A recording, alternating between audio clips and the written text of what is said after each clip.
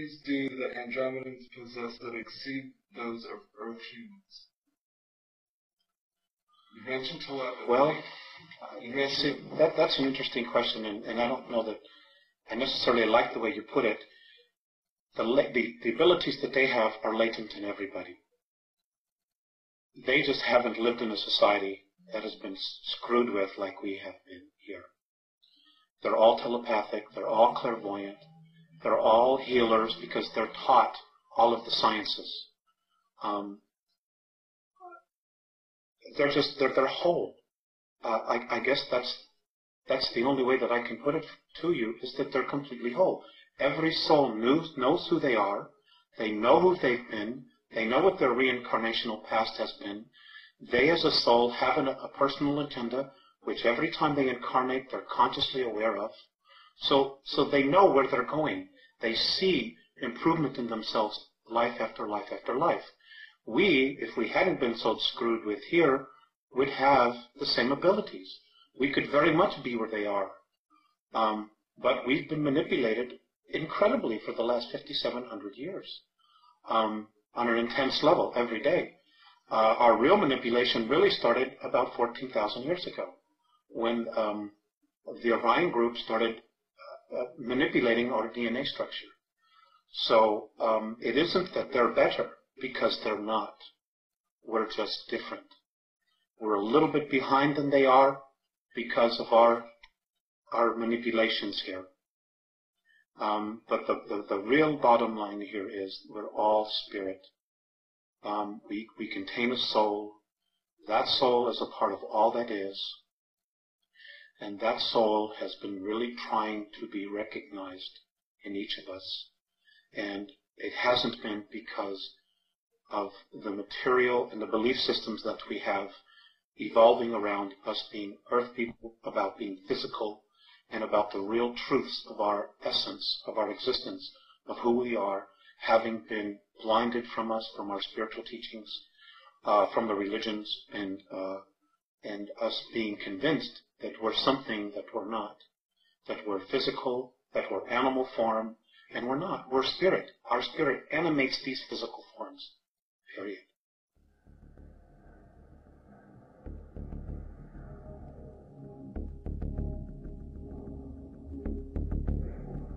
Now, the serpent race has apparently been here a very long time, long before the genetic experimentation by different extraterrestrial groups took place. As Sitchin mentions, these genetic experiments on the planetary population had as an objective the creation of a slave labor force to work the mines, etc., because the extraterrestrials themselves would not do hard labor. Now, where have we heard of that before? Our own creation of slave labor, which emulated what the extraterrestrials had done before, to us. According to Morane and Vasace, the first genetic melding between a human species and the primate race occurred 28,731,007 BC. That's how far back they began experimenting, and there were many prototypes.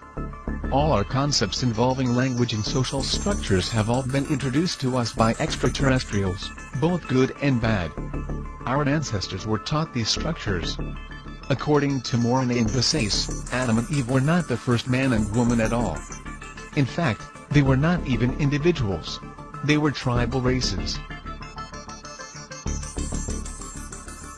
According to Morane, negative extraterrestrials are able to maintain control and manipulation with technology, but he also said that the single most important race as primitive as our own, is through the water supply. You have to have water.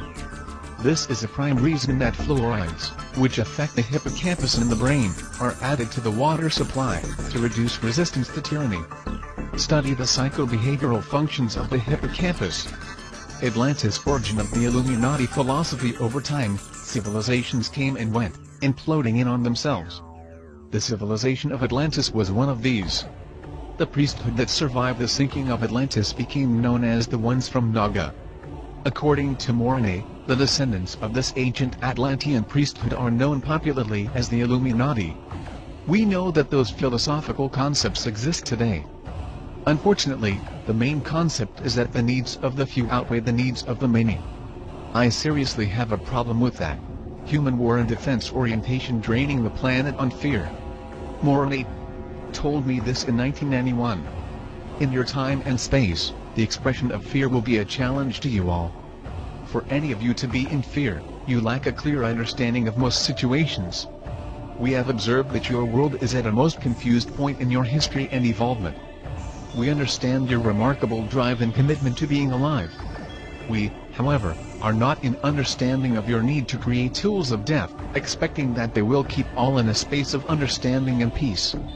We observe that you build, create and plan in a space of fear, not in a consciousness of love, so your defense positions of institutions that create and employ are always in a state of unraveling and disintegration. We share this because they drain you and your earth of energy, both spiritual and material. Fear always has to feed. Fear does not create itself. The fear we observe is difficult to understand. It depletes you of your focus on the original intent, and is a very secretive energy. Fear withholds love. This is most saddening to see and feel. How can you share understanding and love, when so many of you are withholding from self and each other? Please feel the words we as a race are trying to express to your race. One of your original intentions in creating your physical reality is the idea of creating and learning to manipulate and express yourselves through physicality using your consciousness. It is your consciousness that the isness has given you, and in fact all things that bear spirit. It is this gift that has been clouded, and most importantly, clouded by fear. This creation is completely irrational to whom all of you are. We have come to understand that withholding love only creates perpetual disintegration. We have discovered in our own galaxy the ruins of vast races, achieving recognition, that have ceased to exist. They destroyed themselves simply because they withheld love, and drained the very life force out of their intent, and imploded and destroyed their self-creation. The first projection of fear is denial, an emotion of incredible restriction. Denial and fear result in the complete opposite of the reality it claims to be. Fear is based, from our perspective, on a misunderstanding of one's own worth and security. We have discussed this amongst ourselves, about your race, and we have formed a perspective based on your history. Many of your religions have helped and hurt this process. Many of your world's beliefs have many convinced they are simple creatures of nature.